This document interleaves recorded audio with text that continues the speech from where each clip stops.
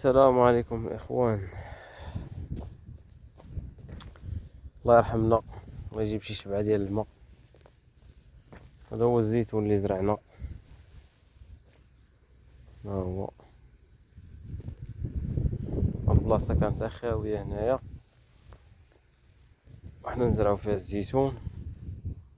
تقريبا هزا شي غتكون شي 60 شجره ديال الزيتون هنايا.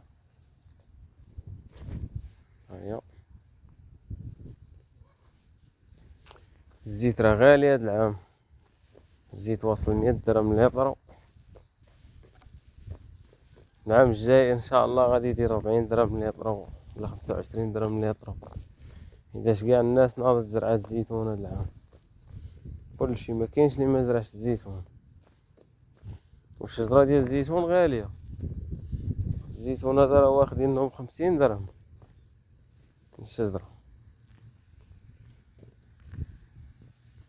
العام الجاي ان شاء الله غادي يدير 40 درهم، 35 30 درهم ليطرو ان شاء الله بحول الله. الله يرحمنا.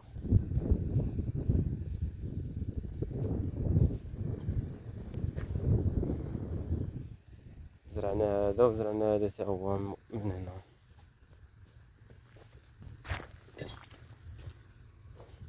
ها واحد الصف ديال الزيتون غادي من هنا.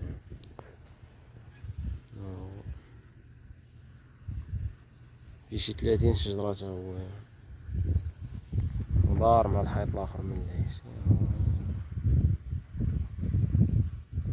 البلاصة راه حرت يامس، بغيت نزرع فيها شي حاجة ان شاء الله. نزرع فيها شوية ديال البطاطا والربيع، خيزو اللفت قرعة، المهم ننوع فيها شوية ديال الخضرة ان شاء الله. وملي غادي نزرعها راه غادي ندير عليها شي فيديو تاهي ان شاء الله. كانت خاوية البلاصة. هي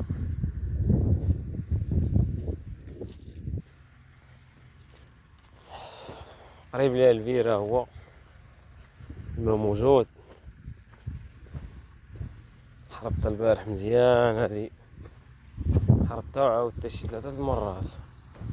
شكي ولات تغرق. غادي نزرع فيها ان شاء الله هنا خيزو وبطاطا قرعة الربيع، نزرع النعناع نفلح فيها مزيان. هو البير الماء موجود تبارك الله هنايا، قريب ليها الماء. غادي نحلو الروبين نشوفو الماء. بسم الله. بومبا ساكتة هي الخدم.